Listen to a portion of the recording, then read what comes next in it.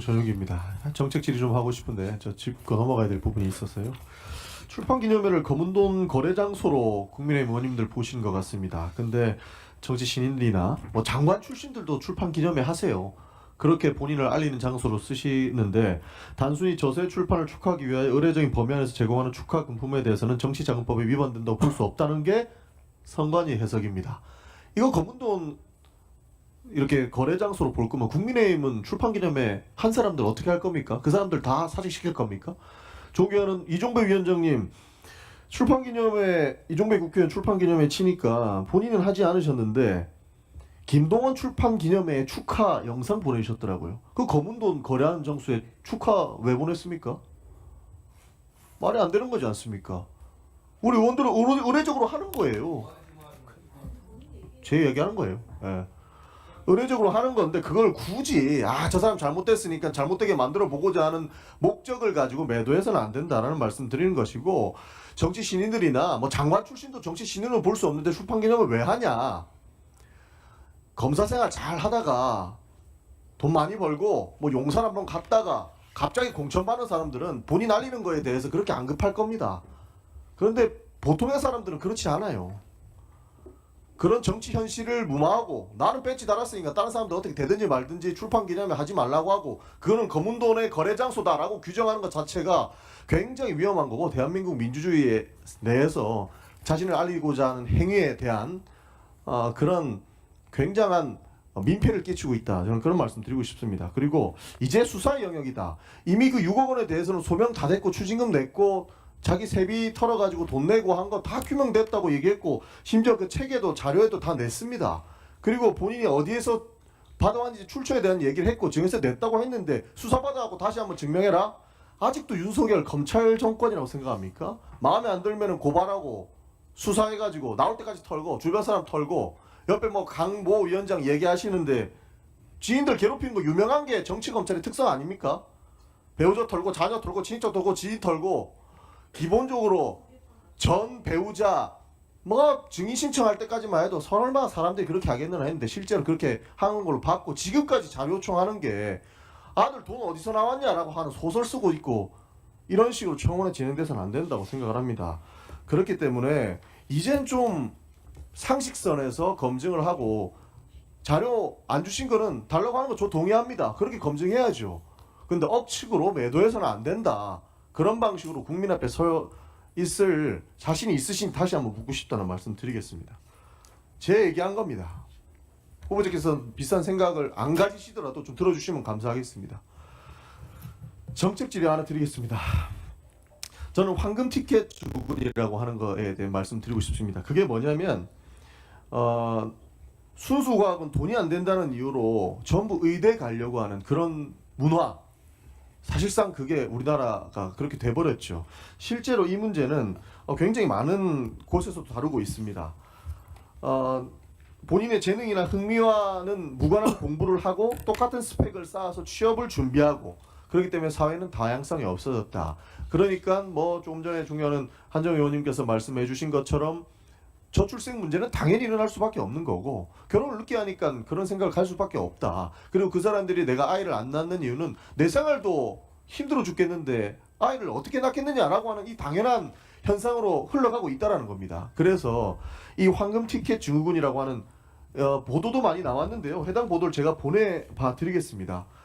사실 이런 문화가 지속되니까 모든 것을 포기하는 그런 상황에 이를 것이다.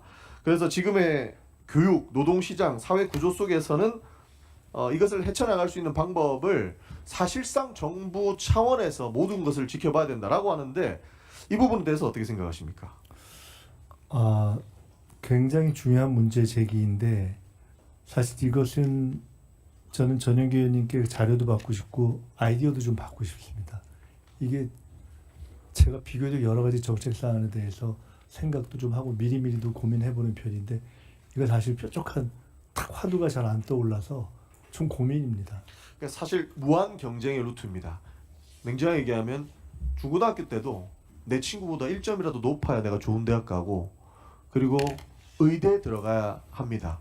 그러니까 국가의 미래가 걸린 학문에 대해서는 등할시할 수밖에 없는 거고, 내가 먹고 사는 문제가 먼저 해결돼야 됐다고 보니까 서로 간에 공격하고 내 생각과 다른 사람들을 인정하지 않고 이 부분은 사회 전체의 문제입니다. 그래서 교육과도 연결이 돼 있다고 보는 건데 생존 경쟁을 위해서 경쟁하고 나고 하니까 무기력해지고 출생을 기피하고 이런 문제는 사실 유기적인 문제다.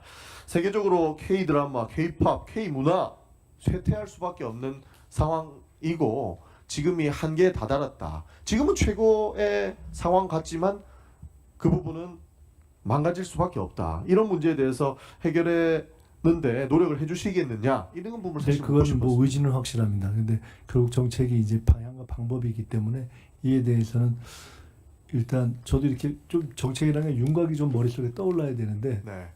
이거 좀 고민 좀 해봐야 될 것 같아요. 그거는 어차피 후보자께서 의지만 보이시면 만약에 총리가 되신다면 저희가 이건 한번 적극적으로 그 총리실에서 우선 바로 할 수 있는 것은 TF를 만들어 볼 수 있으니까 네. 하고 우리 의원님도 참여하시는 방식으로 해서 관련 전문가와 우리 저 공직자들을 모아서 한번 하고 저도 그때 같이 한번 토론을 해서 좋습니다. 네. 저 이런 새로운 이슈를 한 2번 정도씩 한번 돌려서 토론해 보는 걸 저는 아주 즐기니까 같이 한번 해봤으면 좋겠습니다. 좋습니다. 그리고 사실 이 세대 간의 이해가 저는 필요하다고 보는 겁니다.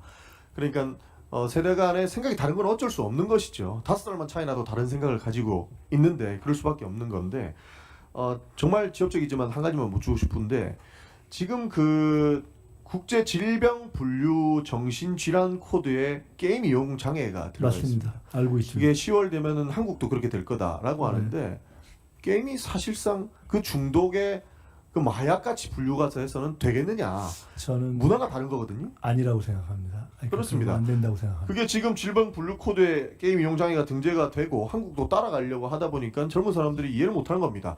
그냥 갑작스럽게 자기가 중독자가 되는 거예요. 이거는 충분히 저도 지금 사실 퇴근하면 집에 가서 머리 풀 때 게임하고 하거든요. 문화가 다른 겁니다. 그런 부분들이 지금 제대로 챙겨지고 있지 못하다라고 하다 보니까 오히려 생각이 다르다는 것에 분노할 수밖에 없는 상황입니다. 그래서 조금 전에 말씀드렸던 환경집계 증후군 뿐만 아니고 게임과 관련된 내용 그리고 세대 간의 불평등 내용 정말로 젊은 사람들이 어떤 생각을 가지고 있는지 총리실 차원에서 직접적으로 챙겨가겠습니다. 이렇게 말씀드리고 싶습니다. 게임과 관련된 그 국제 질병 분류 코드 말씀하셨는데 저는 굉장히 문제 의식을 갖고 있었습니다.